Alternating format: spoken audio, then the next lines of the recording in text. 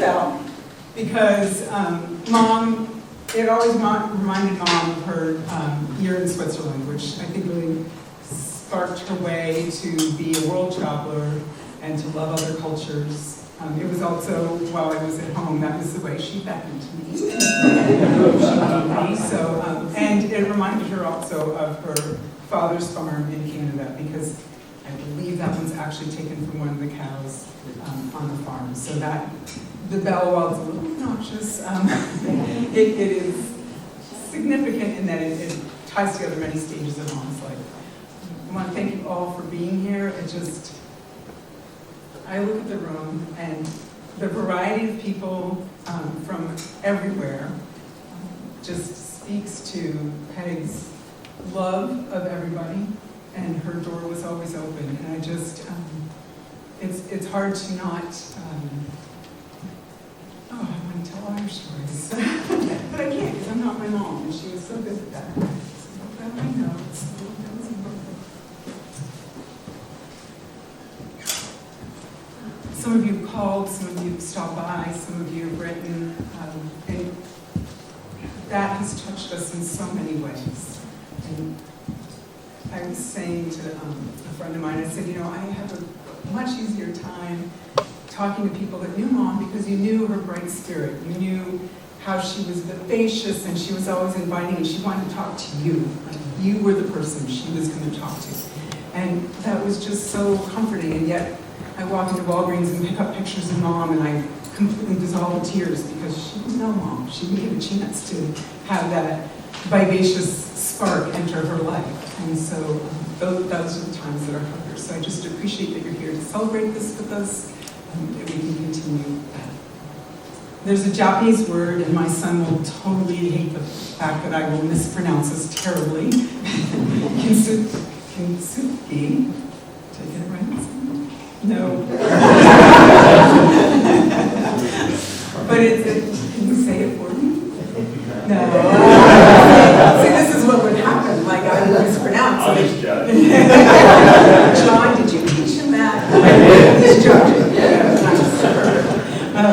But it was the art of taking broken pottery and putting it back together with gold and making it stronger, the original object.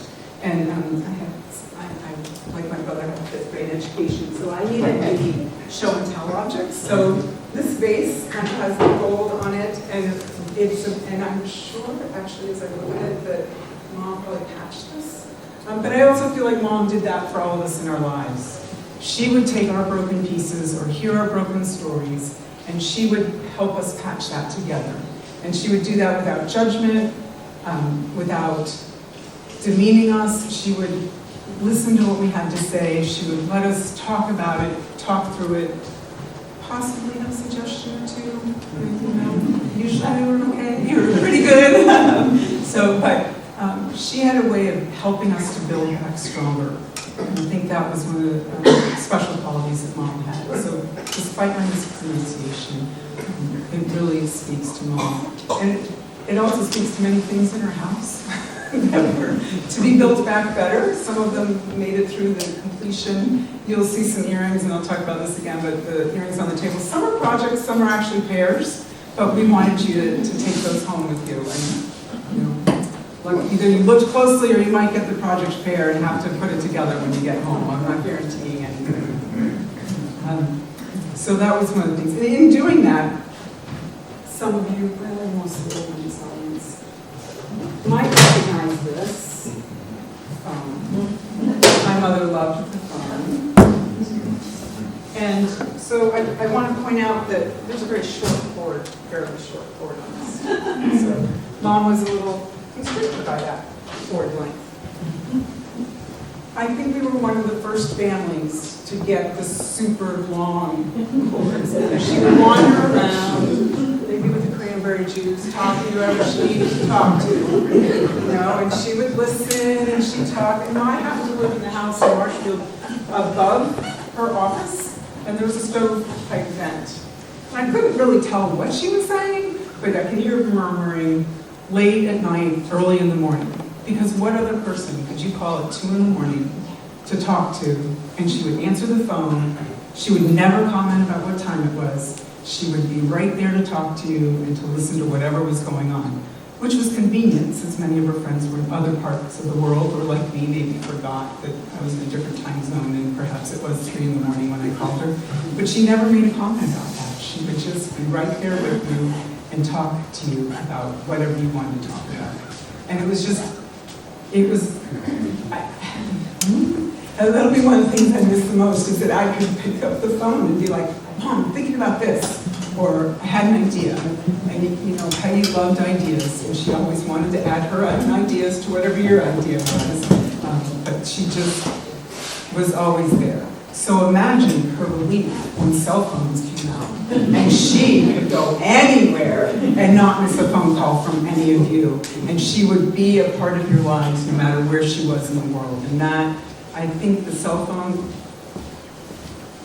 although she always had it on speakers, that part was not. For the rest of us in the room, we may not have liked that piece of it so much, but she did. She just wanted to be in touch with everybody. She always wanted to be accessible to everybody because she was. We're getting down on our pause. Magic box. I couldn't bring the big one, but this is keys. And Mom collected keys, but I also think she's a keeper, don't the pun, be nice to me, and she's a keeper of stories. So she held the keys to many of our stories, and she would tell them to us, back to us, and help remind us of what piece we had lost and what piece we needed to remember.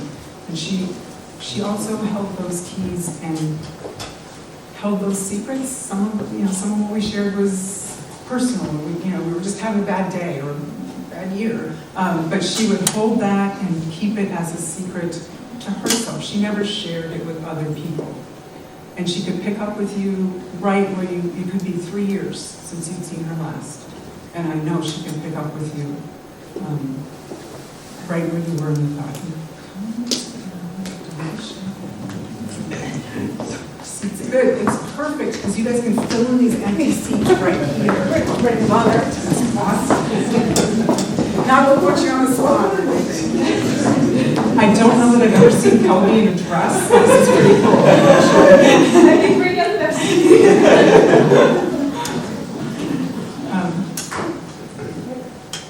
So I have one thing to read, 2 things to read. This piece is a segment that came from a little poster or a little picture that was on the wall in my grandfather's farm in Fort Erie, Canada, which we grew up and spent a lot of time at. And so it's called Youth, and it's fairly long. I'm not going to read the entire thing, but I just wanted to read this one paragraph of it. And if you want to know the rest of it, you can come visit the house sometime. So whether 17 or 16, there is in every being's heart the love and wonder, the sweet amazement, the stars and the star-like things and thoughts, the undaunted challenge of events, the unfeeling childlike appetite for what's next, and the joy and the game of life. You are as young as your faith, as old as your doubt, as young as your self-confidence, as old as your fear, as young as your hope, and as old as your despair. In the central place of your heart, there is a... I'm going on with the paragraphs. In the central place of your heart, there is a wireless station. So long as it receives messages of beauty, hope, cheer, courage, grandeur, and power from the earth, from men, and from the infinite, so long are you young. When the wires are all down, and all the central places of your heart is covered with the snows of pessimism and ice of cynicism, then you have grown old indeed, and may God have mercy on your soul. I don't think Mom's heart was ever covered in ice, and I think she always managed to keep that infinite curiosity and childlike wonder of things.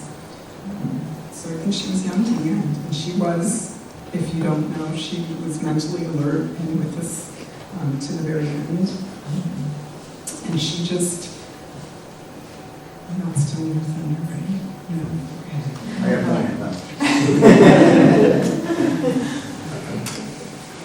Mom woke up at 2:30 in the morning on Wednesday morning, and she said, I can't get the car started.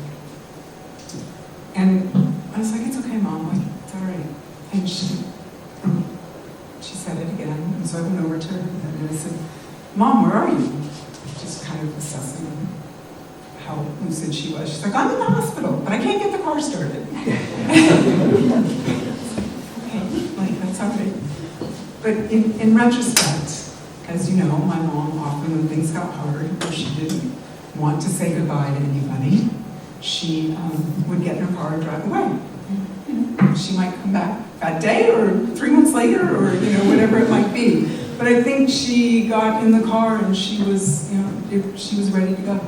And so told that she knew what was going on. She loved all this. She didn't want to have to say goodbye. She didn't want there to be an end of the story. She wants to keep those stories. And so she was just driving away. She was ready to get that car started and not have to say goodbye, because she did not do that well. So I will get through this song. It's I Hope You Dance by Leanne Womack. And I think it's a great message from Mom.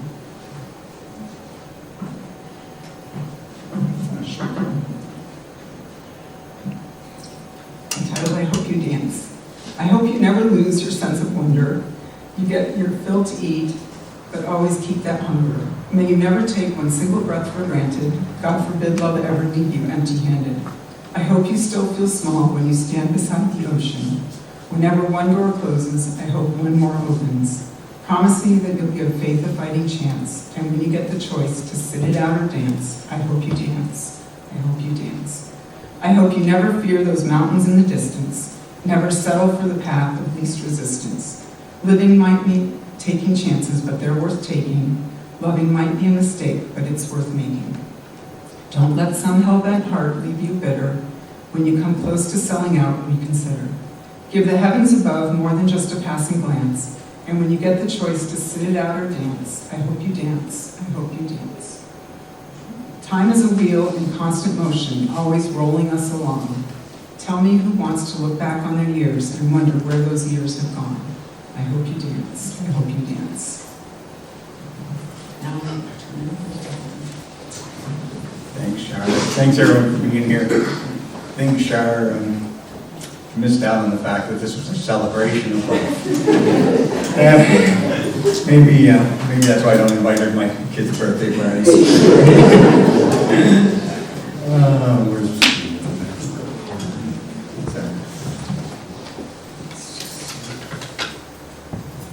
all my scribblings here together. We got flowers and all Shar's props up here.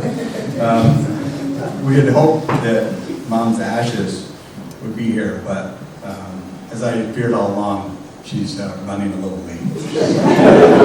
I always said that she'd be late to her own funeral, so maybe if I drag this on, she'll show up.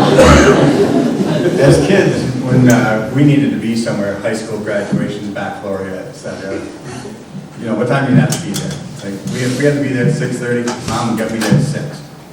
Sure enough, we get there right on time at 6:30. So that was our way of getting there, always on time. So like I said, by the end of this, she might magically appear, may not. She always lived life on her own terms, so we'll see what happens. I was at my doctor's recently, and he was telling me the 5 things to living a long life. He said, eat well, don't drink too much, don't smoke, exercise, and get plenty of sleep. Mom was 0 for 5. 0 for 5. I mean, she went to 85 being 0 for 5. Done one of those and stuck around with us a little longer. She was a great listener, but wasn't one to take orders well, whether it's from a doctor or whatever. So, I want to start by reading an excerpt from Mom's will, and it seems things never go well when you read a will for the first time in a group, bunch of people. So I want to have Steve, you make sure no one hits the lights, okay? I want to make sure the lights stay on, and that I'm not part of some murder mystery and I found here with a dagger in me, okay? So let's keep the lights on, and I'll hope to make it through this. So this is, and I'll read it for you in the cheap seats. But, So this position remains. My mom said, I direct that my body be cremated and my ashes be scattered where my children direct. I further direct that after my memorial service, my executor shall hold a large party at my residence to celebrate my life, which has been a good and satisfactory one, and to remind my family and friends that life goes on and they need to keep on. It says it up there. They need to keep on living and being happy.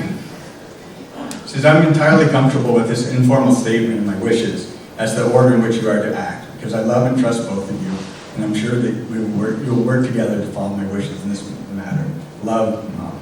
And so, you know, as we gather here for this celebration for Peg Howard, Margaret Marcy, Peg Marcy, or she sometimes referred to herself as Margaret Alice Marcy Staines Howard. You know, I would go visit her in the hospital, and you know, I'd come to the hospital and check in, and I'd like, who are you here to see? And I said, I'm here to see my mother. Okay, what's her name? I said, Peg Howard. Like, no, I don't have anybody here. Margaret Howard. Peg Marcy. They're like looking at me like, you know, who are you? You know, you're trying to weasel in here, and, you know.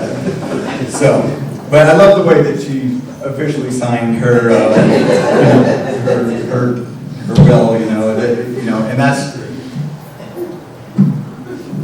I just got a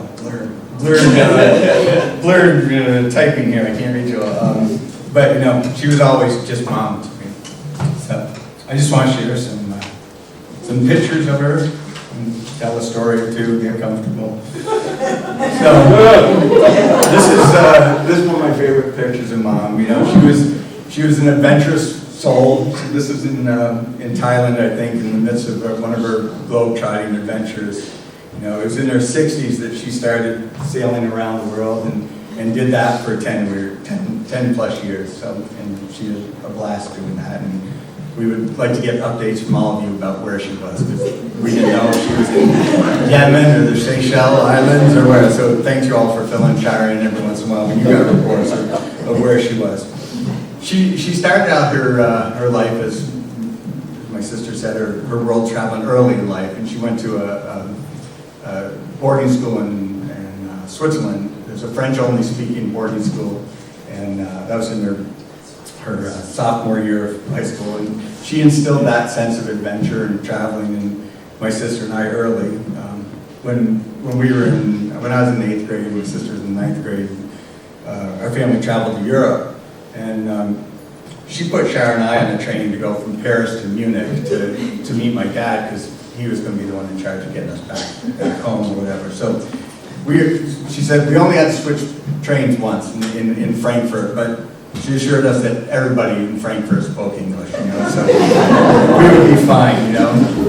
Well, that was not the case. You know? And so Shire and I were running up along the trains at the train station trying to find where we were connecting to. And finally, Shire just plunked her suitcase down, the old suitcase, plunked it down and sat on it and said, I give up. And I'm like, well, that's great. Of course, once again, I saved the day. So, you know, I'm glad that they didn't have, or not so well known, SRS or child services back then. We probably would have been yanked away a long time before it. I was just thinking, seeing my stepbrother Steve here, is thinking of, we would always go out to Buffalo for Christmas and Thanksgiving where my grandparents were. And we're the hillbilly kids from Vermont, and there's 5 of us kids. And I remember taking that trip in December in the back of a pickup truck. Now, I'm not talking about a camper that you walk back. It had a cap on it. It had a cap on it. We'll give her that. But we were all bundled back out there with our sleeping bags. There's 5 of us kids sprawled out on top of Christmas presents and suitcases or whatever. But away we went to Buffalo, and if we're lucky, we'd stop every once in a while and pee maybe or something like that. But the road out to Buffalo, Interstate 90, is just a boring road, and it's like thumps every 40 yards, thump, and we're just sitting in the back and thumping away, and we look out the window and say like, yeah, 300 miles to Buffalo. I'm like, oh, okay. The good thing is they didn't have to hear us say, are we there yet? Are we there yet? So, Sharon did a little better with directions. This is from a trip she took with Mom last October. Their road trip from Vermont to Florida, and they had a great time zigzagging across the country and seeing lots of my mom's old friends or whatever. And in typical my mom's spirit or whatever, I don't know how long was that trip, 10 days, 10 to 14 days, you know, traveling the eastern seaboard. They never stayed at a hotel once. You know, did they camp out? No, they didn't camp out. We're going to stay with my old college roommates, brothers, sisters, daughters, moms, you know, and they might not even expect them, but they showed up and they crashed their party or whatever. So, but that was kind of the typical way. I don't remember ever as a kid staying at a hotel or whatever. So thank you, family and friends, for putting up with us if she showed up on your doorstep with us. So, this past couple of weeks, my sister and I have been going through my mom's house, and there's a few things in the house.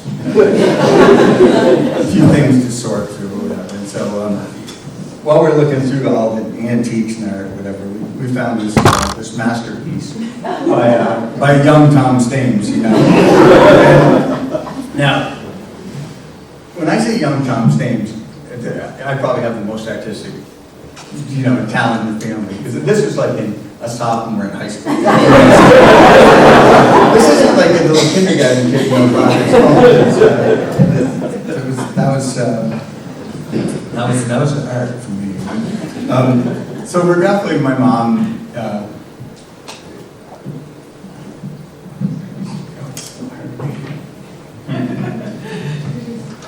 She always felt guilty because we did not have a Leave It to Beaver household.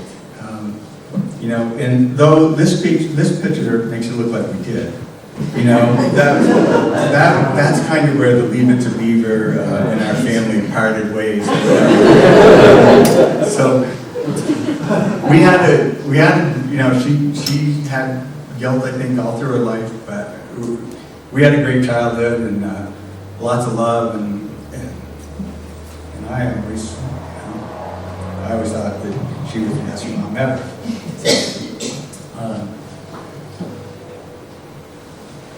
This is a picture of my mom and her first pair of skis. And Carolyn always calls me a pretty skier, you know, but my mom was the original pretty skier. She would make perfect parallel turns with her black head skis that were this tall, a red jacket, which is the only ski jacket I've ever known. It's still at the house in Harvard. And her beaver skin hat, you know, so that's who she was on the slopes. And she was the original pretty skier, you know. And at age 65, she didn't ski anymore, but thought she'd try snowboarding. Well, she broke her wrist, and thanks for trying. Her skis, as you may have noticed, these ones in this picture are out there in the lobby with her picture, you know, as you came in, because it's another shocking thing, but she was not one to throw things away. You might find that this 80-year-old pair of kid skis, you know, that. So this is a picture of my sister. Nothing exciting, just her graduation picture from high school, but this is my mom wearing the same shirt. 20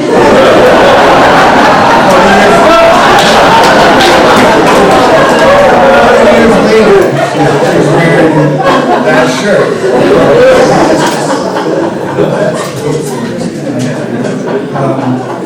Now, fortunately for Carolyn, you know, I have not inherited that trait. Hanging on to stuff, you know.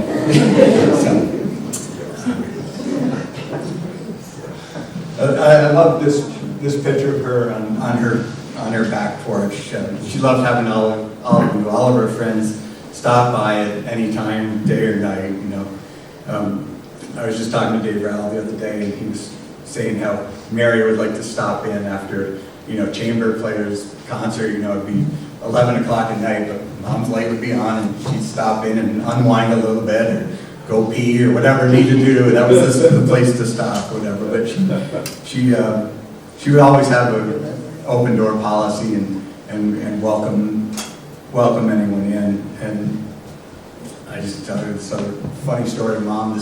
This summer was she's at the Tops Market in Hardwick, and she's standing in the checkout line, and she's just, as she would, just starts a conversation with the guy behind her, and it's a young guy or whatever. And she says, "Well, what do you do?" And it's just in the grocery store. And the guy goes, "Buy groceries, that's what you scram, lady."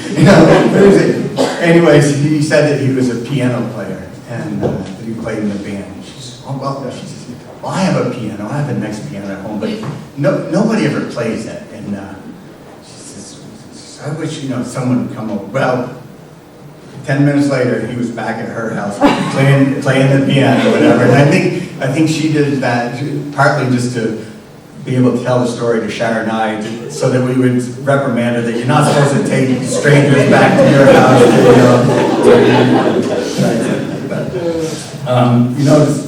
As always, she's had her armful of bracelets on that were always with her.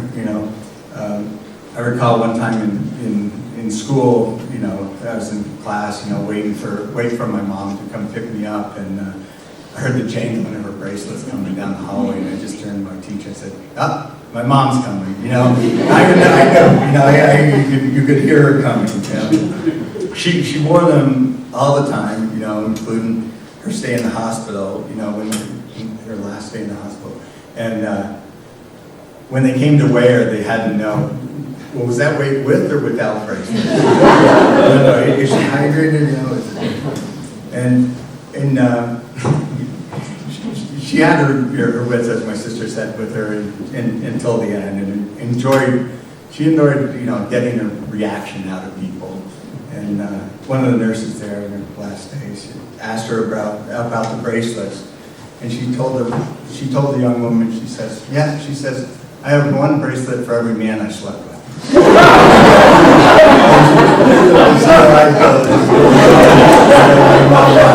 get a big kick out of that. She was on a flight once from Washington, D.C. to Burlington, and she happened to sit next to Ben and Jerry's, and she was tired. She fell asleep on his shoulder and slept on it for 45-minute flight, and upon landing, she wakes up and looks at Ben, and she goes, "Nice sleeping with you, Ben."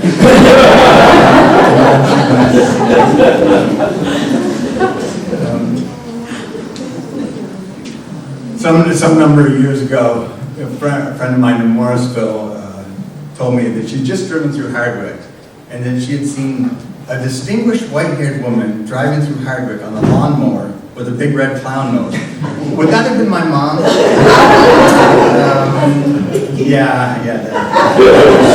That was her.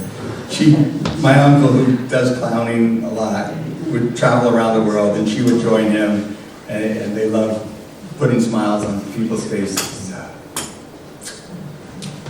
wherever they went. Oopsie daisy. Shot when Mom playing cards with Sharon and I when much younger, and we still have that wooden table at our house. And,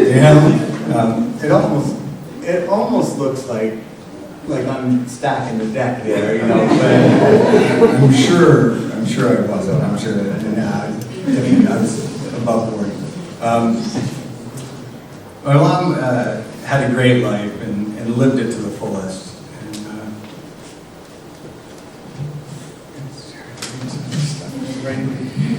Carolyn and I were on the other side of the world, as she had insisted upon when she passed away.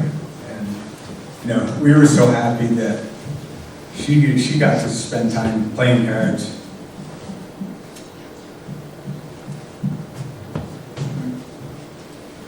With some of her grandchildren on her last night.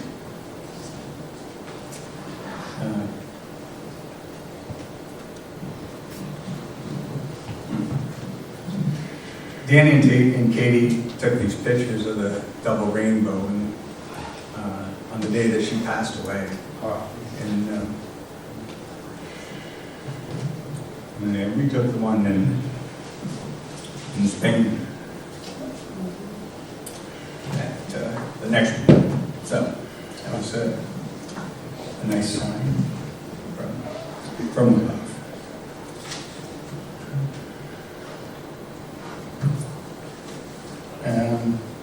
I'm not going to keep you here all day. I'd like to read a poem that was read at my mom's mother's funeral, and it's called "The Dash." So, here we go. I read of a man who stood to speak at a funeral of a friend. He referred to the dates on the tombstone from the beginning to the end. He noted that first came the date of birth and spoke of the following date with tears. But he said what mattered most of all was the dash between those years. That dash represents all the time that they spent life on earth. And now only those who love them know what that little line is worth. For it matters not how much we own, the cars, the house, the cash. What matters is how we live and love, and how we spend our dash. So think about this long and hard. Are there things you'd like to change? Where you never know how much time is left that can still be rearranged.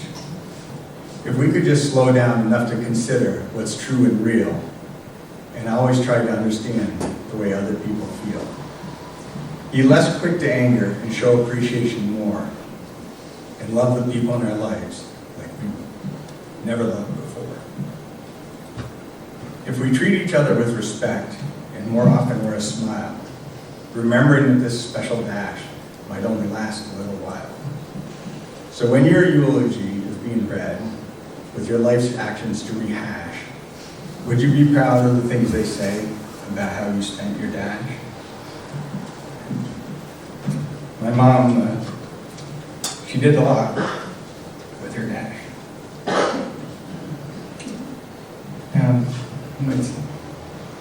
I'm not gonna look at her. I'm not gonna look at you.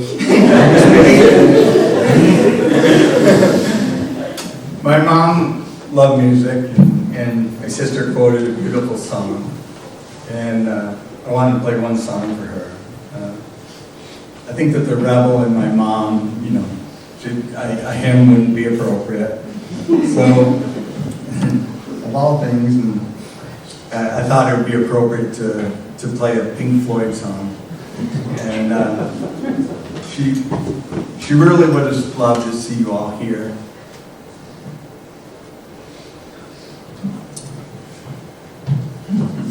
One more line. And I wish she was here.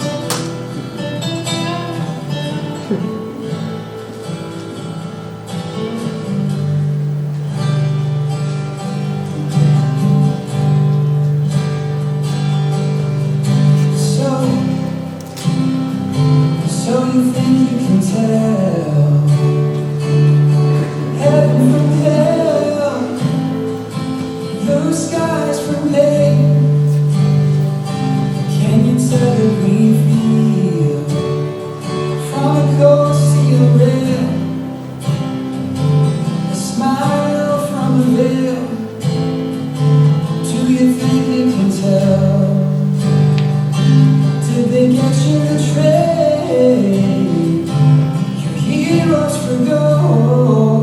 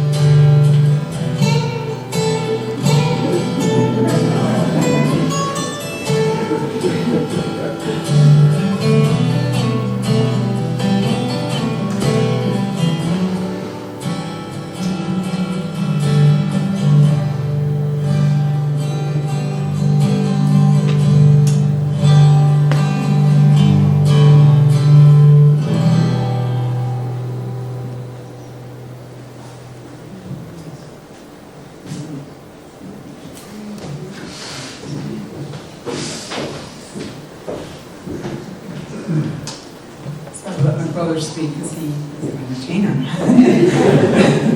So along that format, we'd like to have a little open mic time because a lot of you have stories and we've shared some of ours.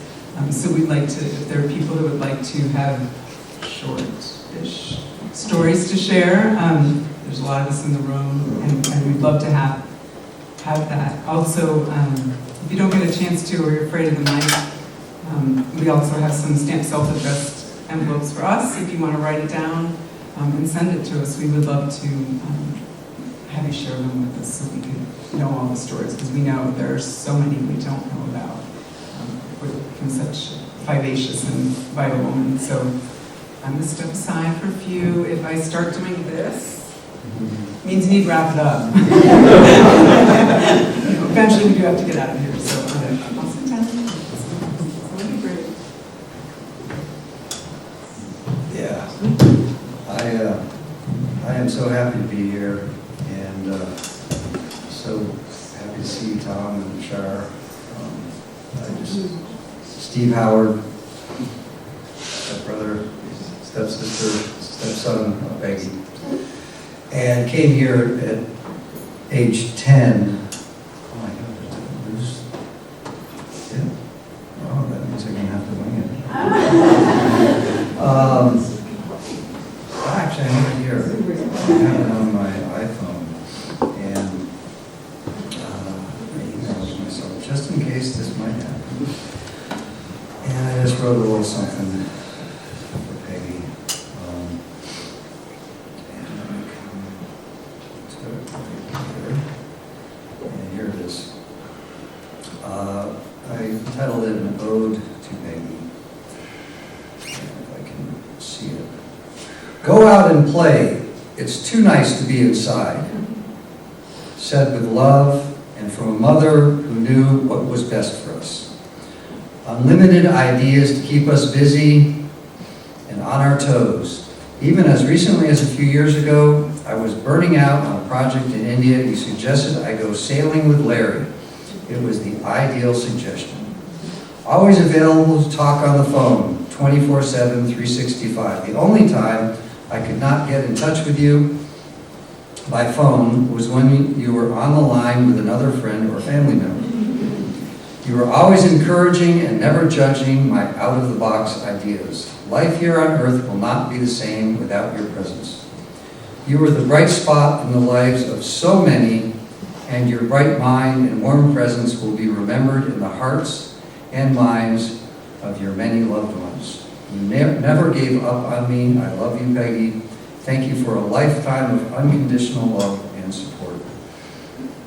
So, I mean, I could go on and on about how, I'll just say a little bit. My mother left me and my sisters to explore kind of like an Eat, Pray, Love part of her life. You know, when I was 10, my older sister was 11, my younger sister was 9. And we came here to Craftsbury to live with Peggy and my father. And she really became a mother, really became a mother when my birth mother kind of just disappeared. So later on in life, I rekindled a relationship with her and visited her in Florida, and I feel really grateful that I was able to become closer to her and connect with her more deeply. And I just feel very grateful that I was there actually just a few days, or last week, and spent some time with her in the last few days, and able to be here and hear Tom. Man, I just love you so much, and just to hear your love for Peggy. I mean, I felt that when we were just, like I wrote that letter to you, when we were just little half pints running around, just her love for you, and that you were kind enough to share her your love and not covet that love, and she had so much to share with all of us, and that's what was so special about Peggy. She just had the ability to create this family that, I mean, this has only happened, and now you've got to do this whole thing down in Florida, right? With all the people that she adopted down in Florida. So anyways, I'm glad to be here, and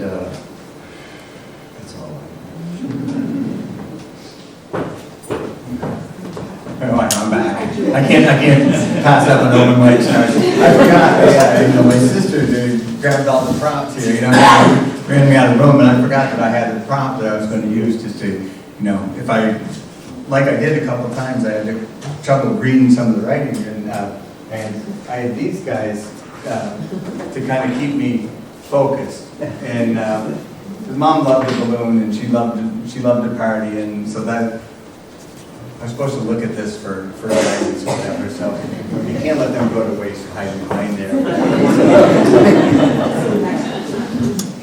Hi, I'm Mark. I don't know if I'm a cousin of hers. I don't know what I am. Speak up!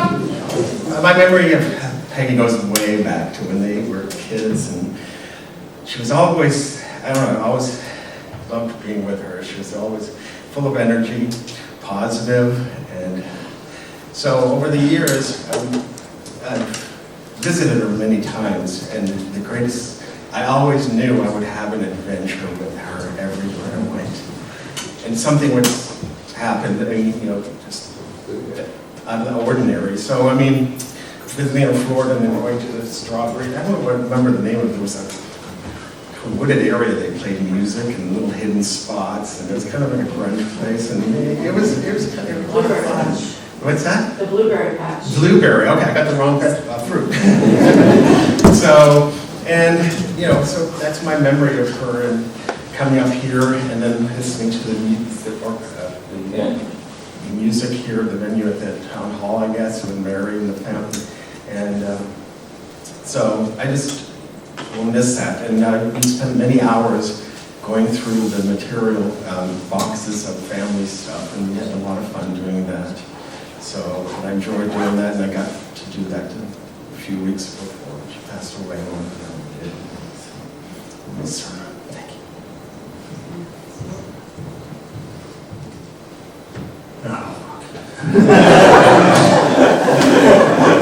It's a different view to go with. I just want to share one story about Beck.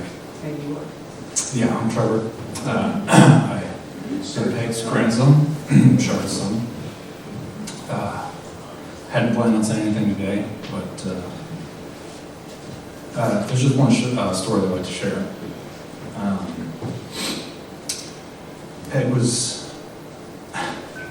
Peg and I had our differences. We were very different people.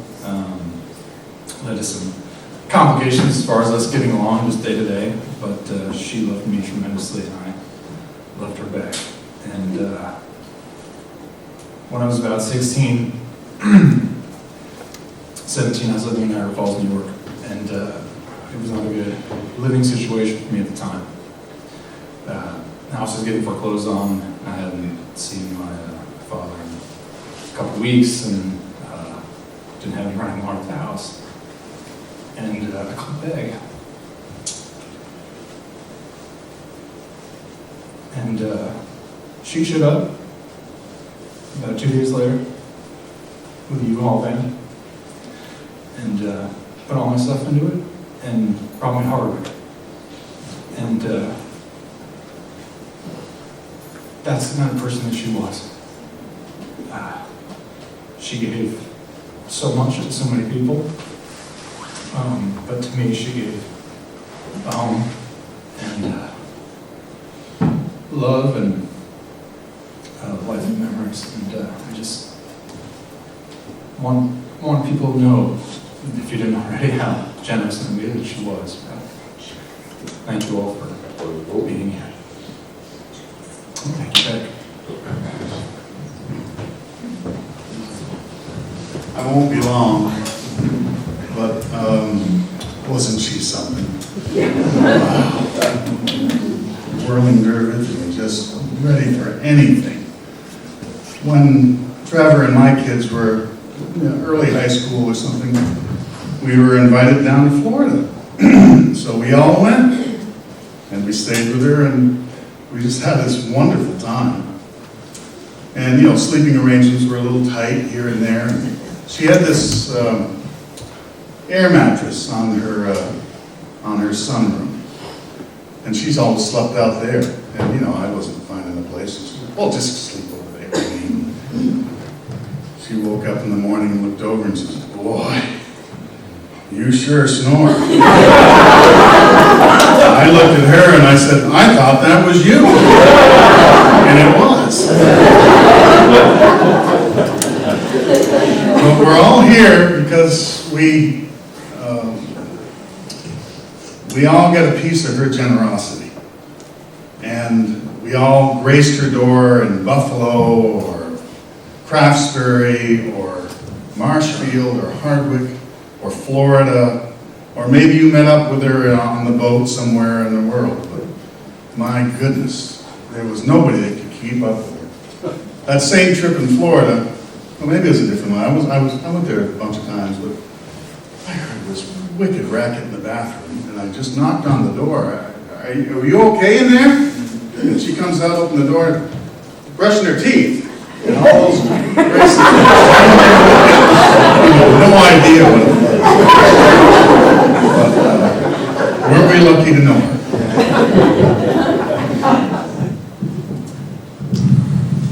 My name used to be Mary Ann Stames. My brother, Tom, is Shar and Tom's father, and all of these people belong to him too. It would be too difficult for him to be here, even though in his heart he is. Peg and I stayed friends, even though Tom was away. And I learned many things because she came from a different lifestyle than I did. She taught me about, remember, when you pack up to go anywhere, take a little black dress. I just remember these silly things. And Mark and Robin came with me several years for their winter vacation so they could learn to ski. And she always had a house with Steve and tell me your sister's names, I can't remember.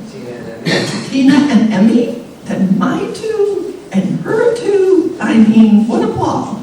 Except Peggy didn't cook.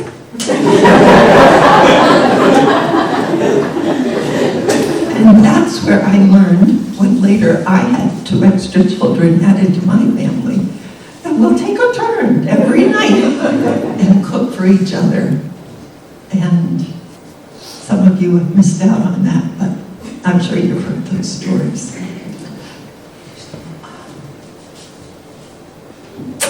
What else should I say? Except I feel like my brother today. My husband said I should come up and talk. I never needed anything from Peggy until I found out I needed a friend. I was sitting in a little restaurant in Hardwick after I moved here from Stowe. I've been living there for 20 years, bought my own house, was living alone. I'm sitting at the table. I had asked this girl there if I could sit with her, and she said, "Well, my husband's coming." So I said, "Oh, he was the man who owned the newspaper."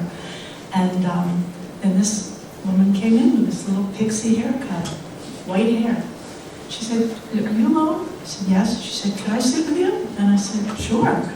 That was my beginning of knowing Peggy.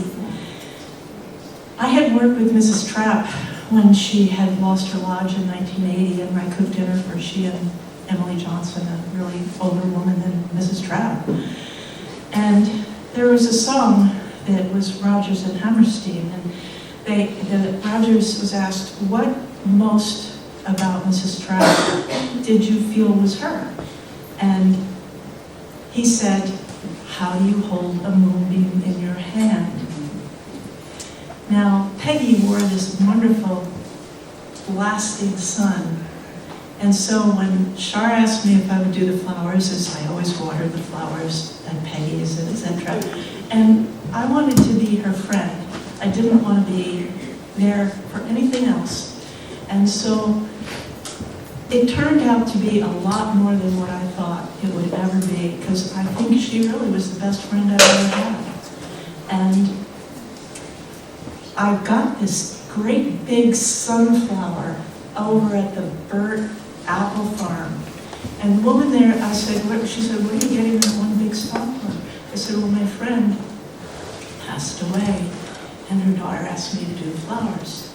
And it was just like the sunburst. And I just want to say, with Peggy, how do you hold a sunbeam in your hand? And I think she has dealt a hand here of all you people that are just like sunbeams. And I thank God, because I do believe there's a God of the whole universe. And I thank him for having known Peggy. And I will always know her, because life is eternal. And we'll always know each other. God bless you all. Have a wonderful, wonderful time remembering this truly amazing lady. Okay? Good to see you, Patty. Well, it certainly is a fine gathering that we're all here, and so many people that knew her so personally, and she, like Dave said, we all got a piece of her generosity. I guess we've known her, Peg for 35 years, and I've done everything with her generosity, her Florida house. I went down to visit my father before he passed away. My mother stayed in her house, so she came up here. And the farm in Buffalo, the farm on the Canadian side of Buffalo, and the Lexington Street house, that wonderful farm up there. We stayed in that farmhouse on our way out to my son's wedding. Nobody else was there. Nobody else was there. We were there alone. I remember seeing Trevor as a little boy reading in the back seat of the family station wagon, reciting, sounding out words as a new student to the reading challenge comes. And I certainly, I'm a great reader now, but boy, I had trouble reading in young years. Sounding out words, I remember back then. Magnificent Niagara Falls. Bringing oil up into that house while she was in Florida, snowshoeing up the back to get the oil hose up in there from the road. And so many wonderful things that we all experienced with Peggy. Those wonderful dinner parties she threw. Everybody came, and we all knew each other because of those parties a little better. Wonderful time. 85 years old. She sure. And her father, always present around that house. And glad to collect his daughter and bring her home. And she's home now. We all go to the spirit when we leave. That's where we all go. So we are going to find another world there, and that's where she is now. So let's keep that in mind, and God is in control of all of us. We have to do our best. That's all I'm saying. Mary Ann broke the ice. I'm Alice Fisk McKenzie, and my Fisk grandparents lived in Buffalo with George and Betty, and they had a place on Rose Hill Road, which was near the farm, and George and Betty sent me over there to find out all the history about it. And when I got back to the farm, there was Peg. And I later saw her, the next time I think I saw her was putting wallpaper on Char's house when Trevor was an infant. And I was wondering if anybody knows how many houses she's retired. In her head or in her okay. Or moved into. I was thinking about water and family. She connected me to so many people, Marion and Stuart, and when I came up here, she knew I had a little streak in me, and she sent me off mountain biking with Tom, and Mark and Michael, who I love to death, and Char, who I love to death. And I visited Char in different places, and everywhere I went, she connected me to somebody. Recently, I'm with Tina in Plainfield, and I was in a Florida house windsurfing, and we're at the farm windsurfing, and then mowing lawns and doing hay, and just such a big life. And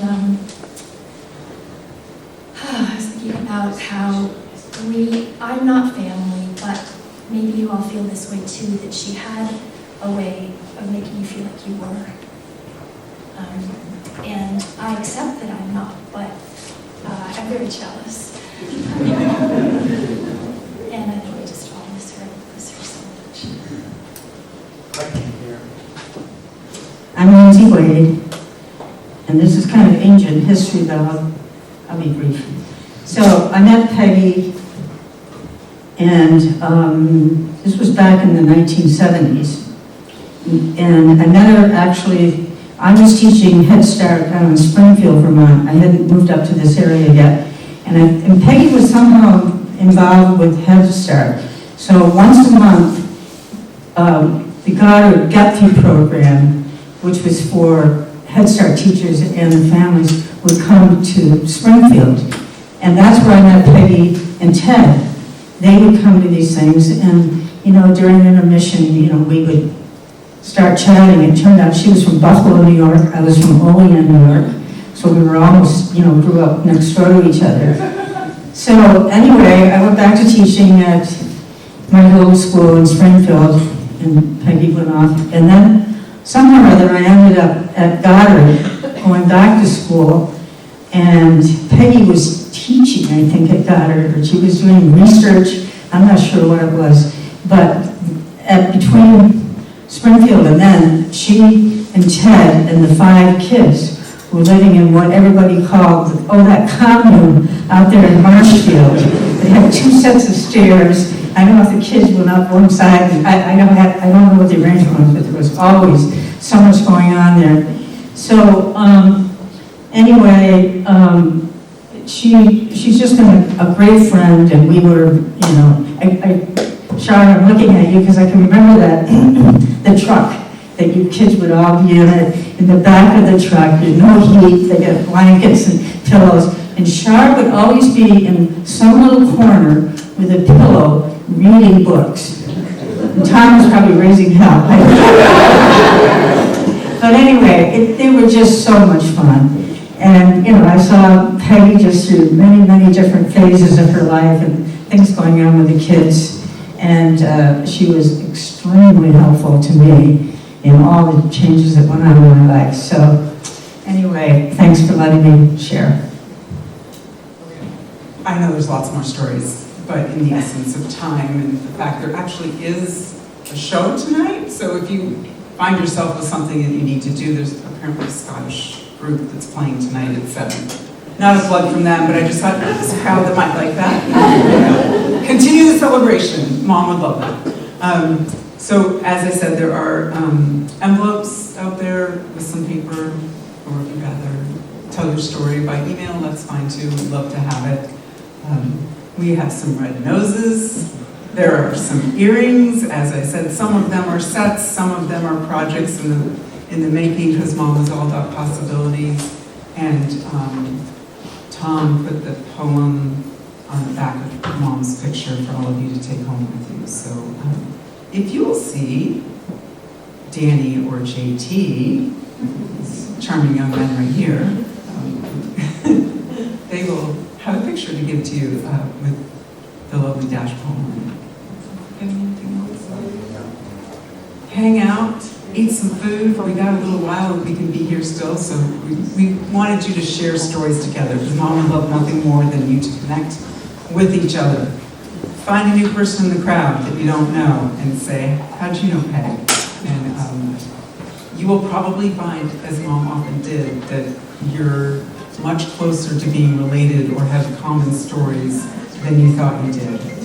So take that with you, love her, and part of the reason why I wanted the earrings to go is that in order to tell a story, you often need a prompt. And I think to tell the story of Peg and to continue her influence and story in the world, we'd like to give you the prompt to take with you. So when someone asks you about that wacky pair of earrings that are half the size of you, and who wore them, and you're like this very diminutive woman, but you can tell what a big impact she had and how she was larger than life to all of us. So thank you again for all coming. Thank you for celebrating your life. Thank you for being such a big part of it. She loved all of you. She just, I don't know how she had a heart that big. I really don't. Or a brain that busy. So just thank you again. Enjoy. There's some refreshments. Good.